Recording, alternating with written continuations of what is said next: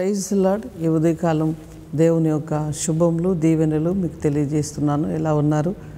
బాగున్నారా దేవుని బిడ్డలారా? ఈ నూతన సంవత్సరంలో దేవుని యొక్క మహాకృప, దేవుని యొక్క సన్నిధిని మీరు అనుభవిస్తున్నారని ఆశిస్తున్నాను, నమ్ముతున్నాను.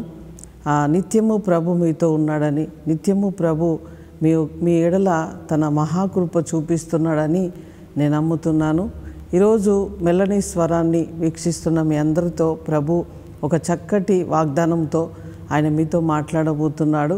ద్వితీయోపదేశకాండం 28వ అధ్యాయం 3వ వచనాన్ని చూద్దాం. నేను చదువుతాను.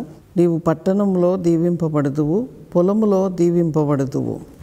పట్టణములో ఎలాంటి దీవెనలు ప్రభు ఇస్తాడు, పొలములో ఎలాంటి దీవెనలు ఇస్తాడంటే, నీ పట్టణములో నీవు ఒక ఉన్నతమైన స్థాయిలో ఉన్నట్లుగా, ఈరోజు వరకు ఒకవేళ గుర్తింపు లేకుండా ఉన్నావేమో, ఒక మంచి స్థాయి అనేది నీకు లేకపోవచ్చు. ఆ పట్టణములో నీవు నివసిస్తున్న పట్టణము కావచ్చు, నీవు నివసిస్తున్న గ్రామము కావచ్చు, అక్కడ నీకు ఒక ఉన్నతమైన పేరును కలగజేస్తాడు. ఎందుకంటే ఒక ఐఏఎస్ ఆఫీసర్ పేరు అందరికీ తెలుసు, ఒక అధికారంలో ఉన్న వ్యక్తి పేరు అందరికీ తెలుసు, కానీ మన పేరు ఎవరికీ తెలియదు. పట్టణంలో దీవెన అంటే నీకు ఒక ఉన్నతమైన స్థాయిని ఇచ్చి పట్టణంలో నిన్ను దీవిస్తాను అంటున్నాడు. పొలములో అంటే నీ పొలము, నీ ఉద్యోగం కావచ్చు, నీ వ్యాపారము కావచ్చు, నీ చేతి పనులు కావచ్చు, నీ పొలములో నీకు దీవెన కలుగునట్లుగా, అంటే నీ కుటుంబ వ్యవస్థలో, నీ ఇంటిలో నువ్వు చేస్తున్న సమస్తములో కూడా నేను దీవెన ఇస్తాను అంటున్నాడు. ఈరోజు వరకు దీవెన కొరకు ఎదురు చూస్తున్నావేమో, ప్రభు అంటున్నాడు నేను దీవిస్తాను, నిన్ను పట్టణంలో దీవిస్తాను, పొలములో దీవిస్తాను అంటున్నాడు.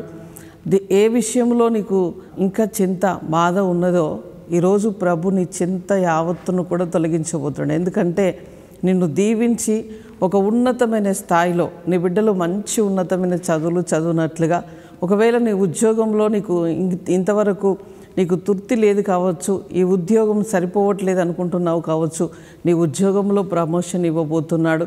నీ చేతి పనులు, నీ వ్యాపారము కూడా హెచ్చించబోతున్నాడు. నిన్ను దీవించి, నిన్ను ఆశీర్వదించి, నీ కుటుంబానికి, నీ యొక్క బంధువులకు, స్నేహితులకు ఒక గొప్ప వ్యక్తిగా నిన్ను చూపించబోతున్నాడు. ప్రార్థన చేసుకుందాం. పరిశుద్ధుడా, జీవము కలిగిన మా తండ్రి, నీకు స్తోత్రాలు చెల్లిస్తున్నామయ్యా.